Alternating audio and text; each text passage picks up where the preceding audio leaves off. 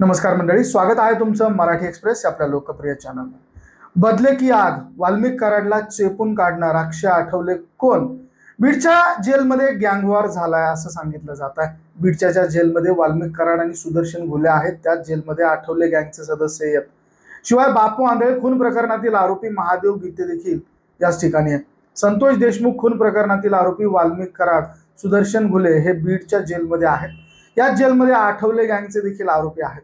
Athawale gang war जानेवारीच्या शेवटच्या आठवड्यात मकोका दाखल झालेला होता आणि या अंतर्गत तो शिक्षा भोगत होता।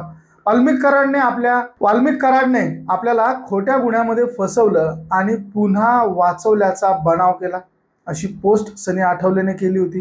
त्यानंतर सनी आठवले आणि त्याच्या गँगवर मकोका दाखल झाला होता।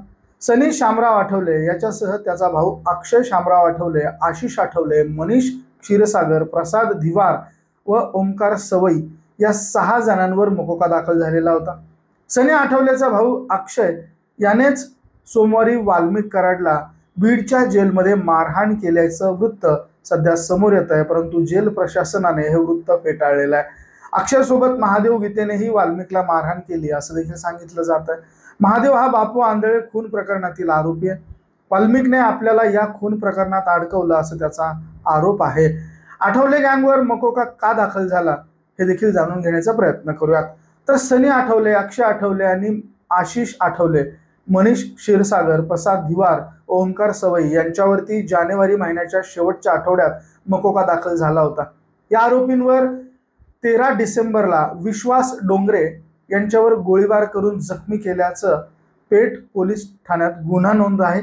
याचा तपास सुरुवातीला पोलीस निरीक्षक अशोक मुदिराज व नंतर स्थानिक गुन्हे शाखेचे पोलीस निरीक्षक उस्मान शेख यांनी केलेला आहे। तर पोलीस अधीक्षक नवनीत कौवत यांनी त्यांच्या विरुद्ध मकोकाचा प्रस्ताव दिनांक 23 जानेवारीला छत्रपती संभाजीनगरच्या विशेष पोलीस महानिरीक्षक वीरेंद्र मिश्रा यांनी पाठवला। त्यांनी सोमवारी दिनांक 27 तारखेला याला मान्यता दिली। आता या प्रकरणाचा पुढील तपास उपविभागीय पोलीस अधिकारी विश्वंभर गोल्डे यांच्याकडे आहे असं देखील वृत्त समोर येत आहे। तर मंडळी, हे व्हिडिओ तुम्हाला कसे वाटतात कमेंट करून अवश्य कळवा। आवडले असेल तर शेअर जरूर करा आणि आपल्या चॅनलला सबस्क्राईब करायला देखील अजिबात विसरू नका। बघत रहा मराठी एक्सप्रेस। धन्यवाद।